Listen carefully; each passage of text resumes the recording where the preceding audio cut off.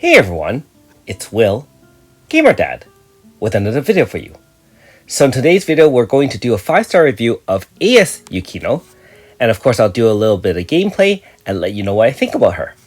But the most important question of all is she hot or not? Oh yeah, she's hot.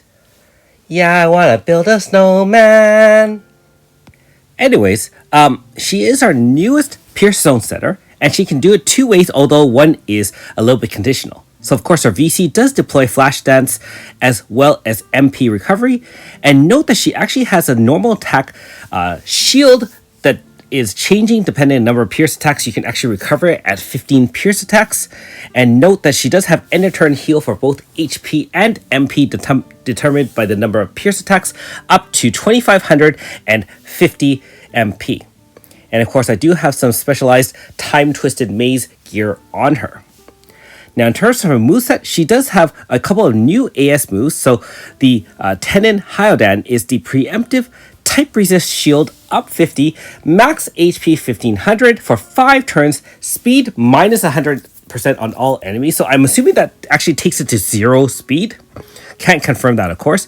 And if zone is not deployed, it does pierce, zone, and break. So kind of like 7, where it's somewhat conditional. I mean, it's not the greatest in that sense, but the buffs you get to the team and the debuff of speed is very, very, very useful.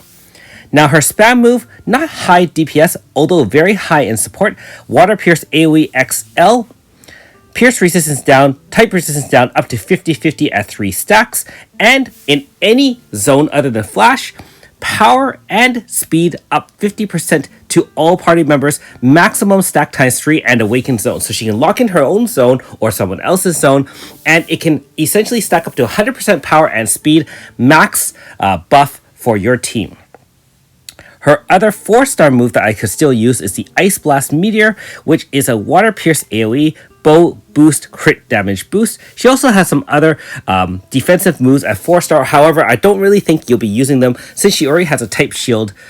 One interesting move is her cool Yuki Snow Girl, where she turns into a snowman or snow girl, delayed, so it's end of turn. So that means she does have to take a hit, and it can't act.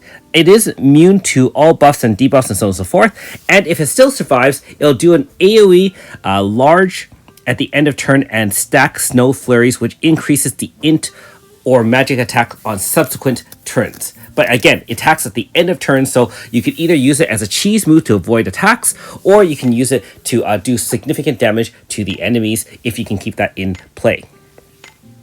Here's her board. Remember that I won't be actually showing too much of that move, only because normal style Yukino has the 5-star version, and really the AS version won't be using that nearly as often. In terms of her Grasta, she is really more of a support unit, although you can put some DPS Grasta, Pain Grasta on her if necessary. So, let's take her out for a spin. If you haven't already, make sure you like and subscribe to my channel, I really appreciate it. I also do have a Patreon account for those who want to support me this way. So clearly at level 80, she's going to handle these mobs with ease. All her moves do cost a significant amount of MP, except for that one, which is the one where she starts with, where she can give herself and all frontline party members a shield that reduces all damage from 5,000 or less to 0 for 1 turn. It also does replenish if you have to have a longer fight, and can get 15 pierce moves, which is very doable. If you do a turn 1 shield, turn 2 AF to do 15 pierce moves, you'll have another chance to do it, or in longer sessions such as boss rush or something like that. In terms of setting up, most of the time, if there's no zone, you can set up with a zone first. Then you can just essentially just spam her, I'll call it support DPS move, the one that applies multiple resistance debuff. Note that pierce resist and type resist can be applied, and the great thing about that is, remember, it's type resist down, so it supports not only mono element water pierce teams, it can support multi-element pierce teams as well, including things like my waifu Suzette or other units as well. Now, let's just equip that Snow Girl move, even though she won't be using it very often. Like I said, you can still find a niche move for her, but it won't be as powerful as the 5-star move on the normal style Yukino. And so, like I said, I can't foresee myself using it normally, although who knows in the future if I need to avoid like a certain turn where a boss does like 999 damage, that will help bypass that for the most part. You can clearly see that she has to take hits and it is delayed, so you'll probably need units that can cast rage or such to avoid her getting hit. Okay, so for the first example, we're going to utilize her shield that reduces all damage from 5,000 or less to 0. Note that if you are taking damage more than 5,000, this damage is calculated after all buffs, debuffs, shields, and so on and so forth. If you take more than 5,000 anyways, it does not work. You can also cast it during the AS, as you clearly see. And if you have fought Shadow Kiryu or Shadow the Swordsman, it does a damage based on the number of attacks, which can be up to 4,666 fixed damage. Note that the shield does work on fixed damage as long as the damage is less than 5,000. And you can see her end of turn heal, 50 MP, 2,500 HP. Really good support in that sense. Now, her DPS really is low, so I would use her more of as Grasta Carrier or Pain Setter in terms of putting Pain Dormanted Grasta on her. But really, the fact that she has shield, she can lock or awaken zone, and she can put multiple pierce resist, type resist down is great. Unfortunately, she had to take one for the team there, only because Kiryu does counter any attack towards it. The whole reason why I attacked is to apply that third type and pierce resistance, because we are using Alma as her DPS and we are using her pierce move, so she will benefit completely from that, being that it will still, the type resist down will affect her crystal moves as well, if obviously a pierce move. Here's the load. Again, a lot of the gear is based on Time Twisted Maze. I do kind of try to show some of the special abilities on them. However, you know, as you run multiple times, really try to get some of those high-end gold or jeweled OOP arts. And you can now start getting some of that high-end weaponry, things like power, speed, crit damage up, or you know, type damage up. Very useful, especially in the end game here. And you can actually access it as soon as you finish the chapter 1 Apocrypha, which is really good compared to, for example, grinding end game Void Grasta or Void weapons and so on and so forth. And of course, being that Alma is our DPS, we do have to have people carrying for her. Altina does extremely well in terms of not only carrying for bow. In this case, Shadow of the Swordsman does apply power and int debuffs, and so we do have to offset that with those proficiency debuff Grasta. Okay, in our second example, so we saw her with her 5,000 shield. Now let's see her in a DPS support role with a fully powered Pierce type team. Now note that Suzette normal style with True Manifest is in this team. She is our pain setter, because really it's very hard to get a lot of pain setting, especially this one is guaranteed with the demonic thrust. And we're just spamming moves over and over, trying to get to the HP stopper very quickly. With enough power, Grasta and shared Grasta, it does extremely well. And if you have time, you can actually squeeze in that 5,000 shield at the end of AF. However, for simplicity's sake, it's more to just kind of show how much support you're giving. At 3 stacks of type resistance down and pierce resistance down, your damage is going to go through the roof. You have AS Leclerc, you have AS Hismina, even True Manifested Suzette. Wind damage is neutral or towards these protection demons. And with all those debuffs, we do have the dual debuffs there, really not taking a lot of damage here. And it's just a matter of wearing it down. One dog is almost dead, and because I put that shield, it's 0 damage for that turn. And of course, the shield does break at the end of turn, which you can clearly see that barrier, the mirror breaking kind of thing. That is the indication that that shield's pretty much over. And then this fight is also over. I do remember how difficult it was to fight it when I first fought it almost a year ago. We had to set up 5 turns before getting a full AF bar. Damage was really inconsistent or very difficult to squeeze out the damage, kill off the Enenra, and then you just have to squeeze out enough damage, kind of mitigate over and over again. And it was a tough fight. I will say that one of the greatest strengths of AS Yukino is that Pierce teams or Pierce zones actually don't usually have a lot of type shields or healing. I mean, we have AS Foreign obviously able to heal. We have AS Sheila able to heal end of turn, as well as, she has that dual debuff. But really, no one has a 50% type shield, increased HP max, and that large MP and HP heal at the end of turn, depending on the number of Pierce moves. Not only that, of course, her other offensive capabilities built into power and speed up in the same move as type resist, physical resistance down, plus AoE to boot. Okay, so in our next example, this one's going to be a little bit longer example. This really shows the endurance of a AS Yukino led Pierce team. Now, it also does show the limitations of her as well, because remember, her conditional Pierce zone setting is only available if there's no zone. Now, in this case, there was no zone on turn 1 of the EX4 Burning Rage, and so we can set it right off the bat. We have the same kind of team. We have AS Sheila in this case, more of a support dual debuffer, has an end of turn heal as well. She actually has type and physical shield that also increases Pierce weapon damage by 50%. Now, other units you can actually use on teams like this would be things like Pisaka, because Pisaka has increased crit damage as well as weapon damage for Pierce type units, and the fact that you can sing a song and get double damage break and so on and so forth with things like Rhapsody Aria and so on and so forth. Now, we don't have to rely on defensive things because, first of all, you have that shield, which, by the way, like I said, in 15 Pierce moves, which can easily be done, being that you get essentially 4 Pierce moves a turn. You're taking 0 damage against the most critical types of damage. By the time you land dual debuffs and things like that, you're taking sub 1000, and look, you're getting heals everywhere, right? Like, she's healing, you have the regen healing from the Dragon Palace shield from AS Sheila, and AS Sheila herself does have an end of turn heal depending on the number of moves done that turn. Now, the downside is AS Yukino really has a low damage modifier, so don't expect her to do a ton of damage. However, she can power up other Pierce type teams, and so this is a very slow and steady race. Certainly, this longer example in EX4 Boss Rush is not to showcase low turn clears or anything like that.